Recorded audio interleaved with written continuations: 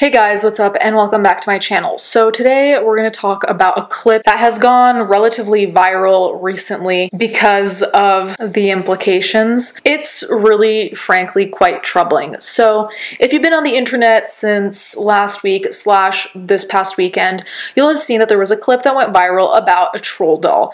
Now, I personally felt not attacked by this because that would be a little dramatic, but when I was a child back in the 90s, I used to play with troll dolls that looked like this. Now the troll dolls look like this. So there's a troll doll that was made that had a couple of different buttons in order to make certain sounds, and I think most of us have had dolls that had that.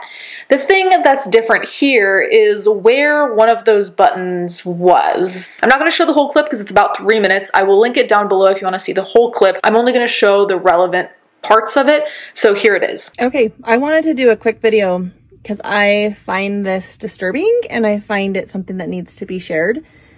As you all know, stuff that's been going on in the world about the sex trafficking in kids and things that are thrown in our kids' faces to kind of groom them and make them kind of a little bit more oblivious to things that are really happening. It was my daughter's birthday a couple days ago and she turned 2 and she was given this gift. It's like a little Poppy doll. It's adorable. On the box it says giggle and sing Poppy. If you push her tummy right here, sorry it's glaring, if you push her tummy right here, she makes 10 phrases and sounds, and that's all it talks about, and it comes with a little comb. Well, I was showing her to my husband and I heard some other sounds that I had never heard before. Down here I figured a video was the best way, so I just touched her tummy and she's gonna sing for a minute. But down here is a button right here on her privates, and if you push those, she makes these sounds. Boop.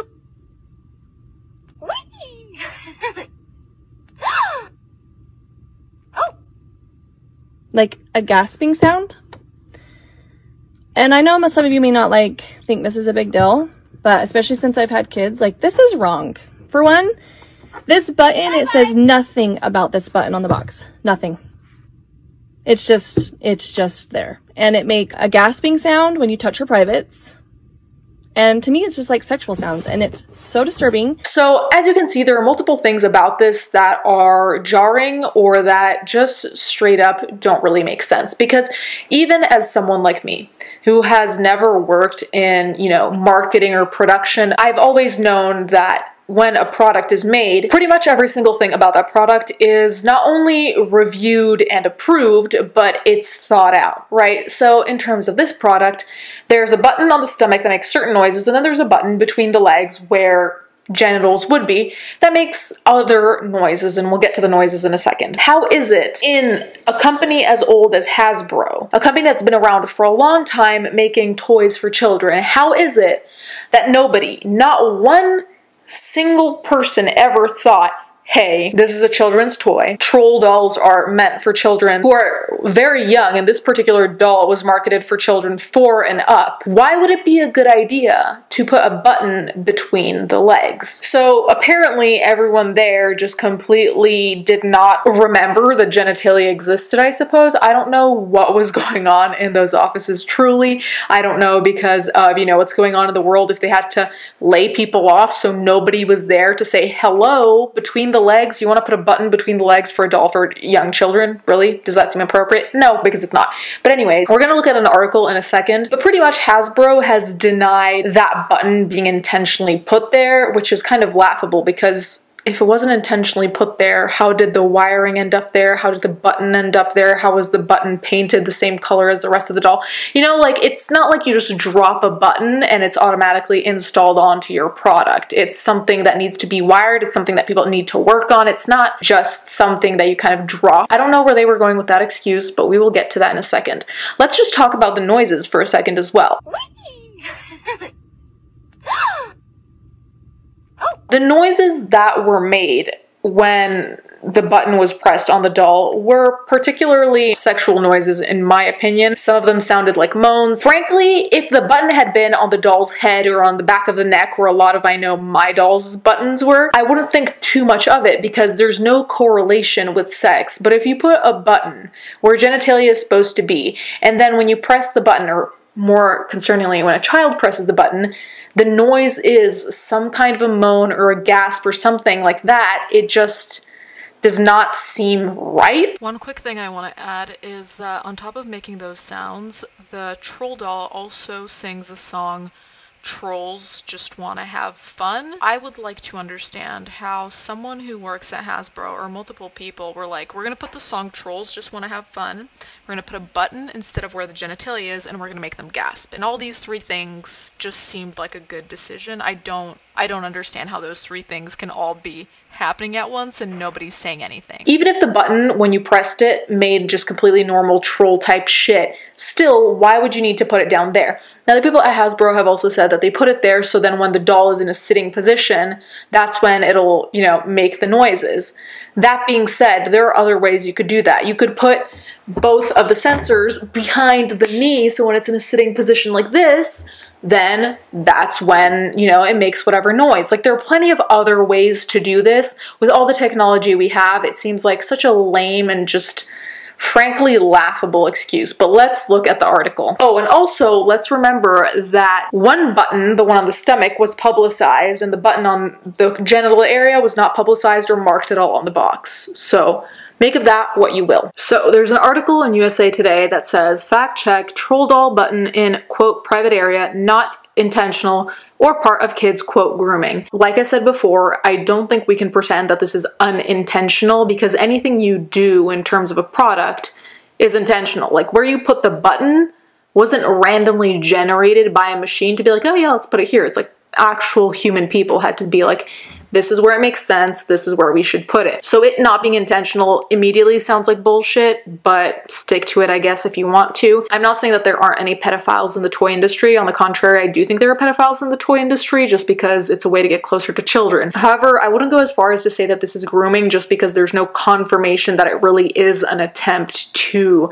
make children think of sex in a different way or make children normalize sex when they're too young for it. Though it is definitely suspicious and it definitely makes me wonder what Hasbro was up to, but I can't make that claim. Would it really surprise me? No, because there is something going on with the normalization of pedophilia, and that's not really a debate for me anymore, considering how much we've seen. Hasbro responded saying that following the uproar, Hasbro has said it's recalling the doll. The feature was designed to react when the doll was seated, but we recognize the placement of the sensor may be perceived as inappropriate. Julie Duffy, Hasbro's Senior Vice President for Global Communications, said Thursday in an email to USA Today. This was not intentional, and we are happy to provide consumers with a replacement Poppy doll of similar value through our consumer care team.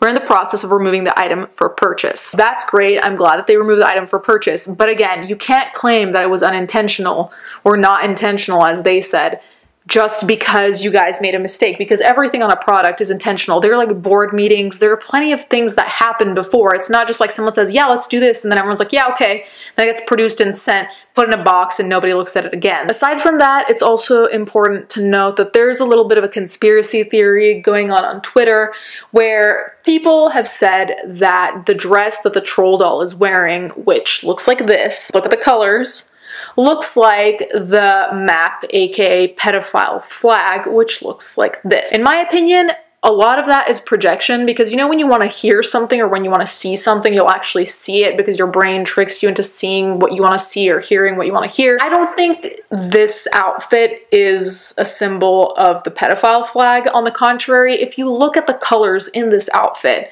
which are also in the pedophile flag, which are baby blue, baby pink, Easter yellow, and white. These are all pretty typical colors that are associated with children, because a lot of the times I've noticed pastels are associated with children. I know that a lot of people use yellow or pastel green when they want to stay gender neutral, especially for people who maybe don't check the gender of their child before they're born. So I really don't think that this is a way to manifest the pedophile flag, but some people are seeing that and saying that that's what they think is going on here. Either way, it doesn't matter if the pedophile flag is there, because what they're displaying in terms of having a button on the genital area is concerning to me, also because it's like, in terms of signifier and signified, what are they learning via pressing this button? Because if a little child presses a button in the genital area that makes a moaning type pleasure sound, Feels so gross saying that. What are they going to put together? Like, what is the 1 + 1 that equals 2 that's going to come out of that? I don't know, because I'm not a psych major or anything like that, but I just don't think that that's a healthy mechanism, because a lot of the times the people who sexually exploit children, pedophiles, whatever the case may be, rely on the children either not understanding that it's wrong or being normalized to the fact. So I'm saying, if a child is getting used to pressing a button between the legs of its doll,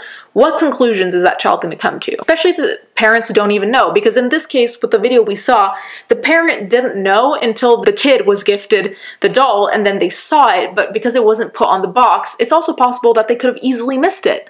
What if the parents missed it? You know, like, what if the child came to their own weird conclusions about that are not actually accurate or that are not healthy? You guys let me know what you think in the comments down below. Thank you guys so much for watching, and thank you to my patrons as always. Let's get right to the